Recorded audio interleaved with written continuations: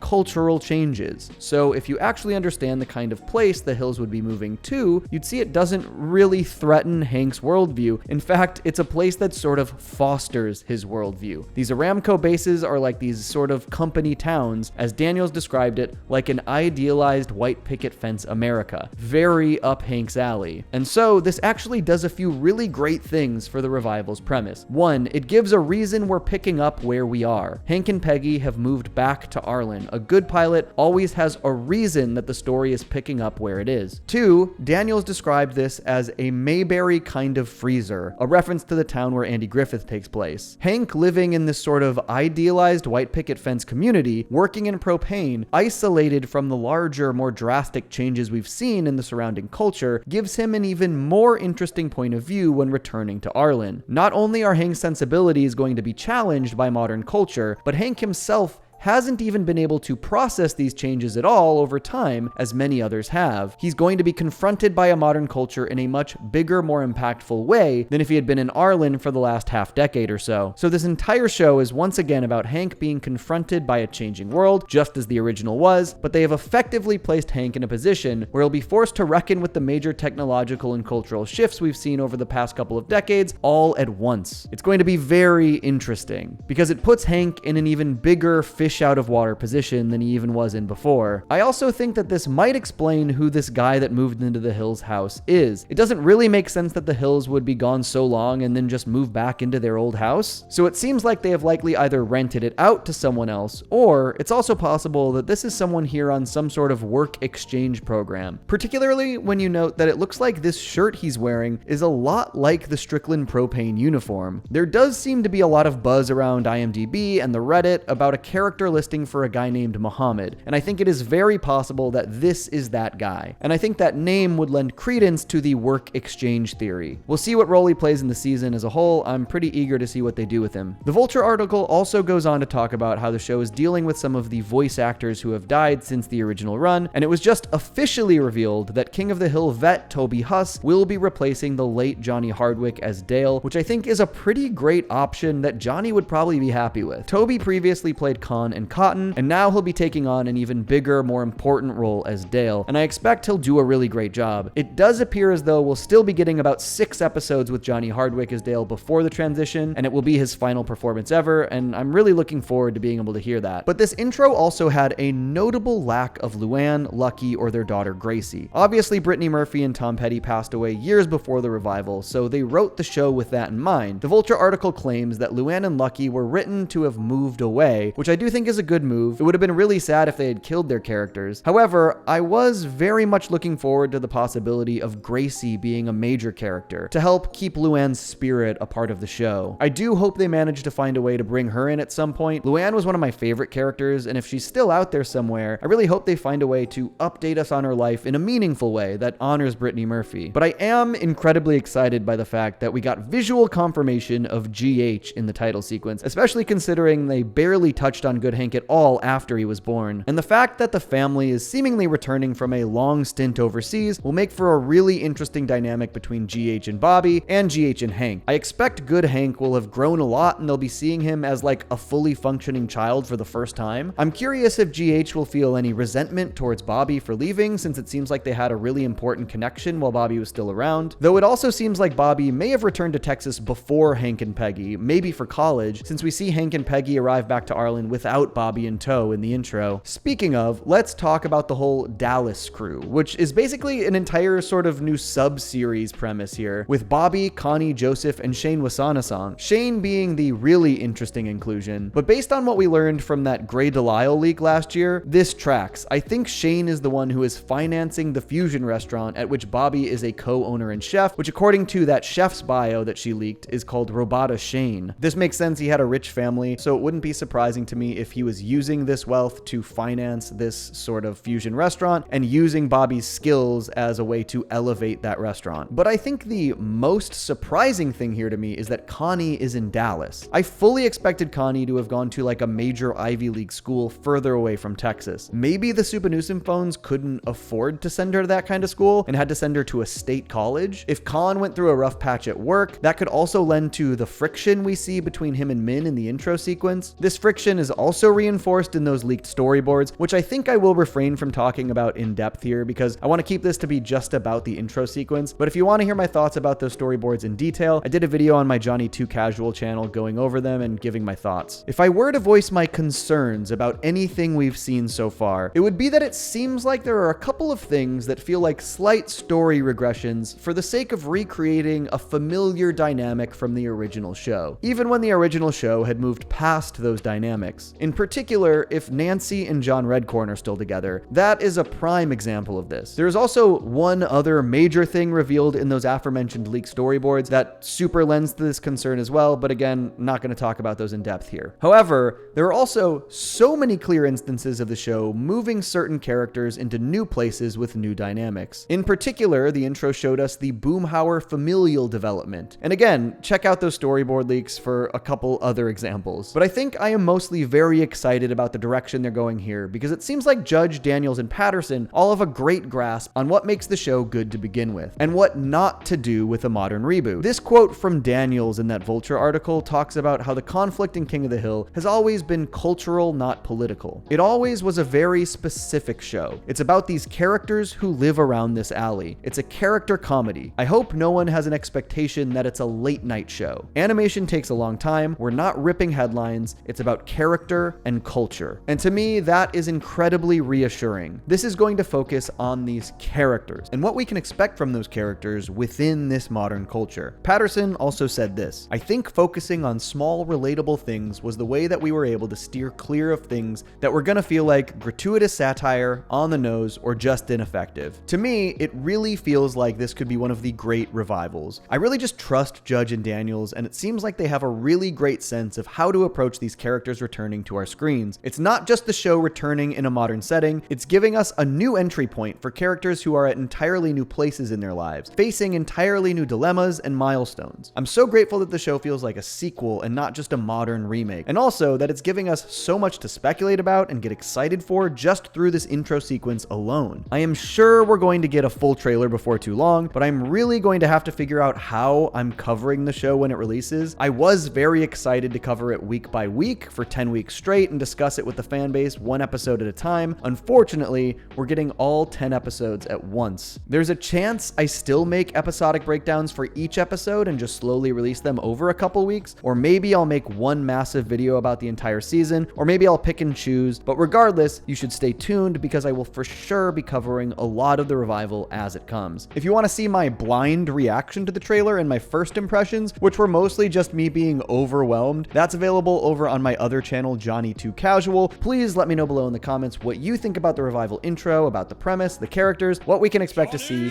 and stay tuned for more. Peace. I stay mellow watching Johnny Too Cellos. He talks cartoons, he's a really cool fellow. He keeps you posted on adult cartoons. If that's what you're into, then grab a spoon and a very big bowl of your favorite cereal. Feels like Saturday morning cartoon material. Johnny Too Cellos, watch him on YouTube. Now enjoy this groove and bust a move.